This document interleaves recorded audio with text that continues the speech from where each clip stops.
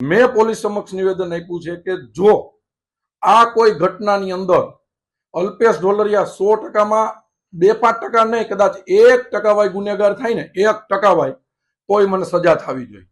આનું આટલા બધા મિત્રોની, પ્રેસ મીડિયાના મિત્રોની સાક્ષીએ કહું છું કે આની અંદર જો મારો 1% વાની 1 રોલ આવે ને, 1 મારો રોલ આવે ને, તો હું પાર્ટીના હોદ્દેદાર તરીકે નહીં, પણ હું જિલ્લામાં ક્યારેય પ્રવેશ નહીં કરું. 100% પોલિટિકલી હું ડેમેજ થાવ એના માટેના ફરિયાદ છે. અને મને દુઃખ એનું નથી કે અલ્પેશ ઢોલરિયા ઉપર આક્ષેપ થયો, એનું મને દુઃખ નથી.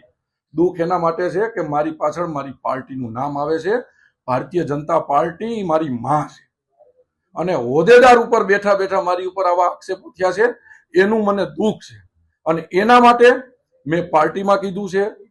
અત્યારે મેં ડીસીપી સાહેબને કીધું છે, સીપી સાહેબને કીધું છે કે તમે સચોટ સાહેબ તપાસ કરાવો. આ વ્યક્તિ કોણ છે એ બી હું જાણતો નથી. મારા 2 મોબાઈલ નંબર આપ્યા છે, મારા એકાઉન્ટ આપ્યા છે, કે મારા નંબરમાં ક્યારેય કોઈ હિરપરાભાઈએ ફરિયાદ કરી છે એની અરે કોલમાં વાત થઈ હોય, અમે ક્યાંય મળ્યા હોય, તો મારી તમામ પ્રકારની જવાબદારી છે. કોઈને હું ઓળખતો નથી. ઓનલી ફોર મને બદનામ કરવા માટેના પ્રયત્ન છે.